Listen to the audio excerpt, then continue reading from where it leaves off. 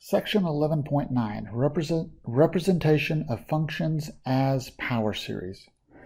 So this sort of ties together, this section and the next two sections all deal with the different type of power series. So we talked about this last time. We had a geometric power series.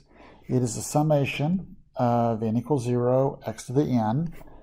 It can be expanded as 1 plus x squared plus x cubed forever. And we know it'll have a sum of 1 over 1 minus x. And it will converge as long as the absolute value of x is less than 1, which tells us our radius of convergence is equal to 1, and our interval of convergence is from -1 to +1. This is what I call a building block. So if you want to make your life easier on sections to come, you have to know that. You know the radius convergence is 1, and basically our interval of convergence here is -1 to 1. So this is going to be one of the building blocks that we use to construct other power series in the future.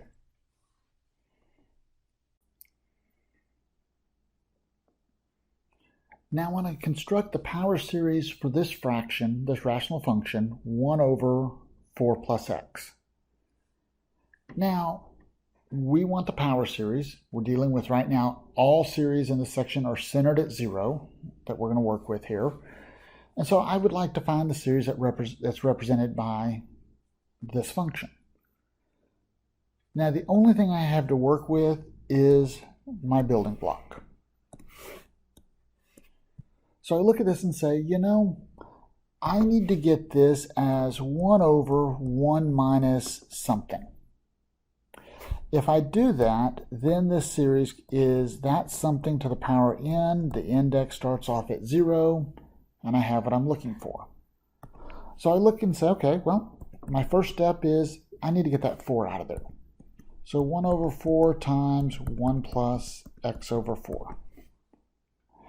I can rewrite this as 1/4 times 1 over, and then I'm going to write it as 1 minus a minus x over 4.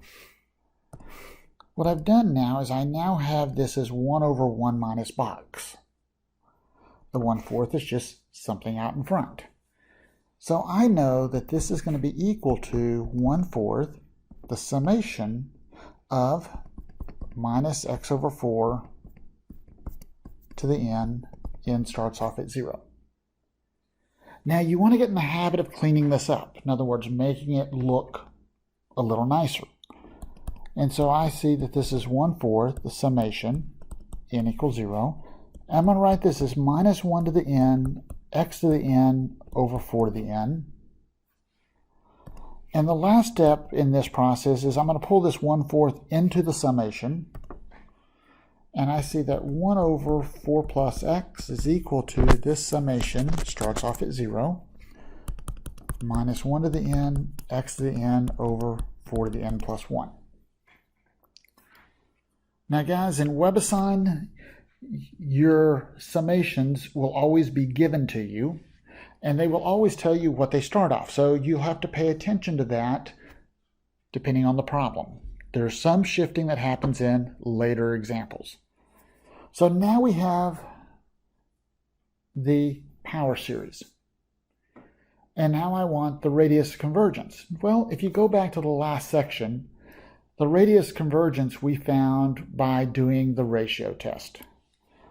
And I can tell you this, you can do the ratio test to find the radius convergence. And then find the interval of convergence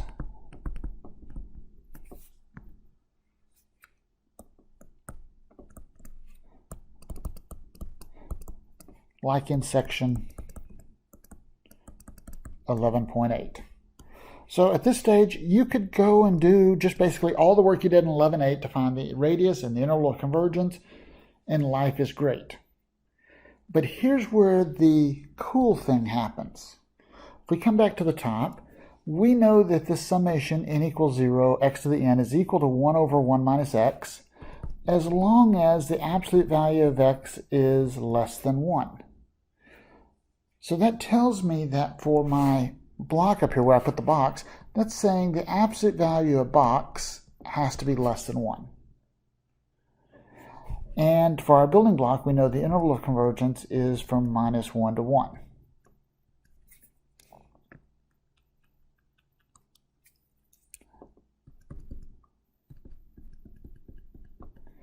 So our building block gave us a lot of information here.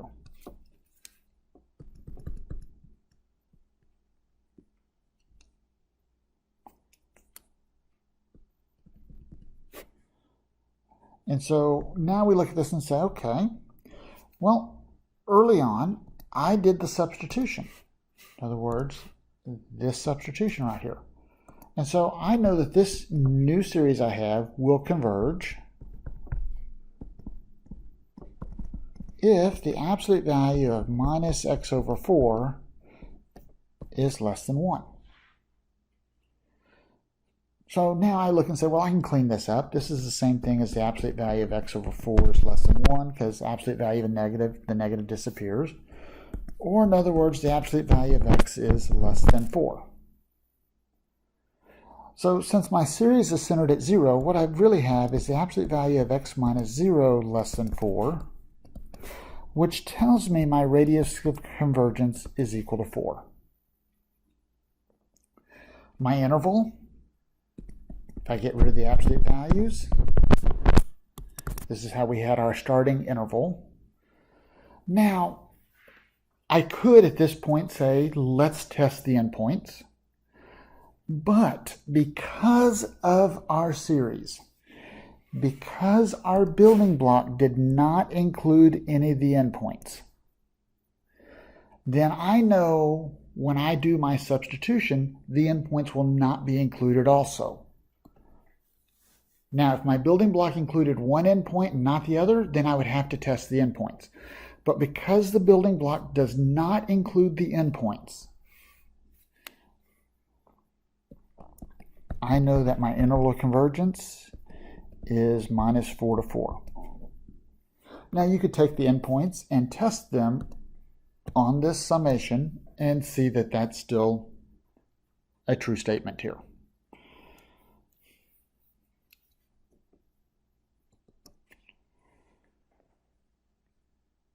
So what we have is, by knowing the building block, we have avoided the ratio test and having to test the endpoints for this problem.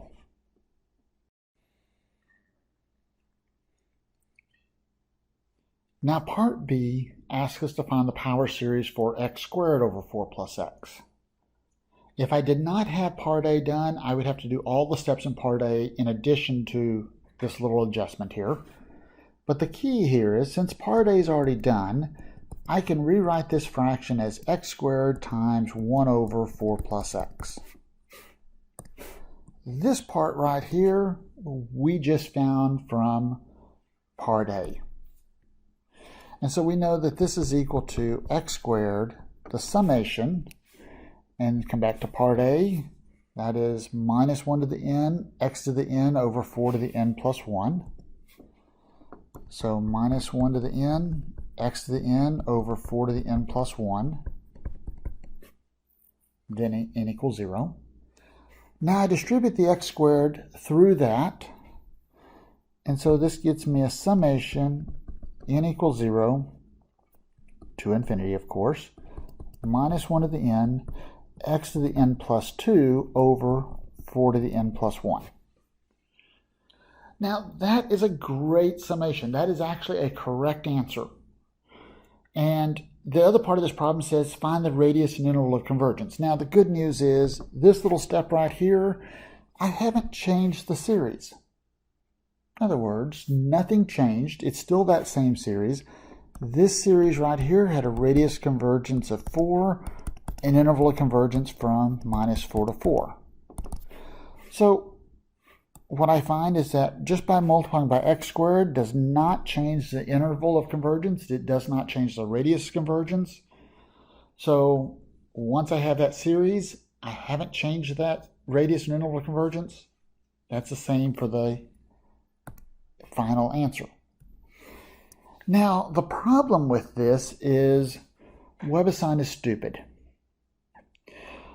The most normal definition for power series is of the form summation x to the n. Now you'll see later we'll call these c sub n's x to the n equals 0 to infinity. And so what WebAssign tries to do, when possible, it tries to make that exponent on the x variable n. In other words, a single letter. And it does that by shifting the series.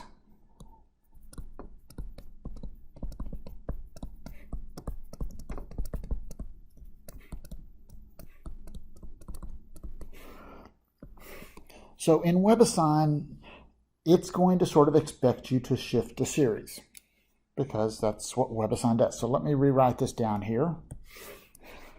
So we have a summation from n equals 0 to infinity minus 1 to the n, x to the n plus 2 over 4 to the n plus 1. So the question is how do I make this bit right here a single letter? So what you do is you pick a new letter. I'm going to call it J, and I'm going to let J be n plus 2. Now, if I solve that equation for n, I get that J minus 2 is equal to n. And so my new series is going to be indexed on J. That's my new letter. If you don't like J, pick some other letter. Now, my original series starts off at n equals 0. Well, with n is 0, J is 2. So it means my new series, my new version of this series will start off at J equals 2. I will have a minus 1 to the, well, I replace the n with J minus 2. I have x to the, well, n plus 2 is J, so that becomes x to the J. See, now I have my single letter there. And then 4 to the n plus 1. Well, n plus 1 is J minus 1. So if I took this bit right here, add a 1 to it, so n plus 1 is J minus 1, so that is 4 to the J minus 1.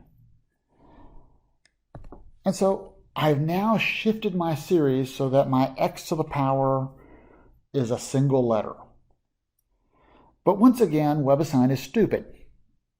If you type that in for the answer to this problem in WebAssign, WebAssign would mark it wrong because WebAssign is expecting the letter N. It can't handle the letter J.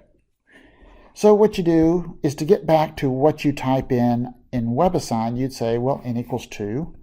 This minus 1 to the n minus 2, x to the n over 4 to the n minus 1. And this would be the answer you would type in WebAssign. Actually, it would be this part right here because WebAssign is going to give you the summation part first. And now you would be able to get a green check and WebAssign would be happy, you're happy, we're all happy. That's what you have to pay attention to. In the answer blanks in WebAssign, they will tell you what your index starts off. So if you do the work and you've said, okay, my summation starts off at 0, you look at this answer blank and it says start off at 2, that means that's what you got to shift your index to. You would have to shift it to n equals 2. So pay attention to that on WebAssign. It'll make your life a lot smoother in the future. Find the power series representation of this function and the radius of convergence. So we look at this and say, okay, here's our function. The first thing I notice is there's a 1 minus 9x squared. So I see on this fraction, it's 1 minus box. The 3x cubed on the top, I can take care of it. We can always multiply in the end. So I see 1 over 1 minus box. I know that's a summation of box to the n equals 0. The radius of convergence is equal to, well, let's don't write it that way. Let's just say it will converge as long as the absolute value of box is less than 1. That is our building block. And so I look at this and say, okay, 3x cubed times 1 over 1 minus 9x squared.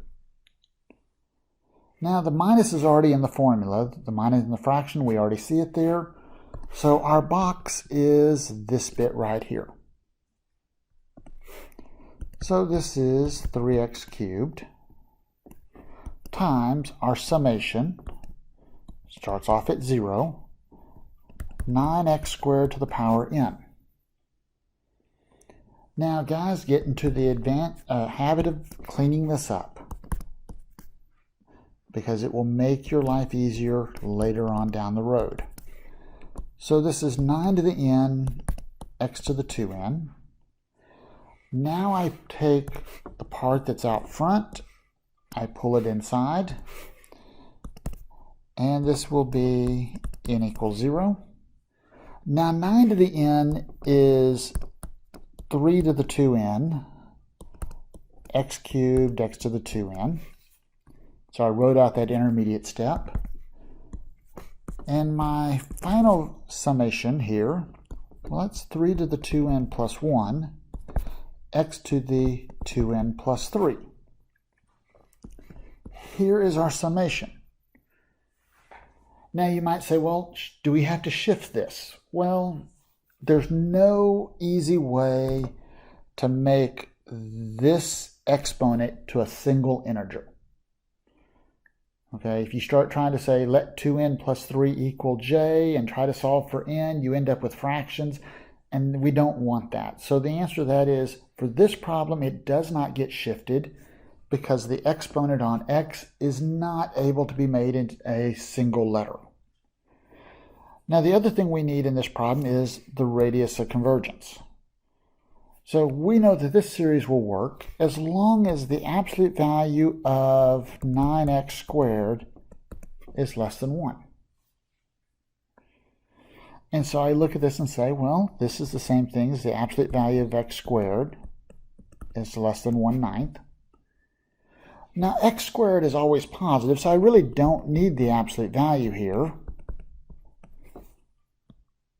So I can rewrite it as x squared is less than 1/9. But now I take the square root of both sides, and when you take the square root of x squared, what that ends up being is the absolute value of x. And so we see that the absolute value of x is less than 1/3. And so we see that our radius convergence is 1/3, because remember, our power series is centered at 0. So in this process here, I'm thinking x minus 0, this is where it's centered at, is less than 1/3. That is our r value. So the radius convergence is 1/3. Our summation is given to us, and we have what we're looking for.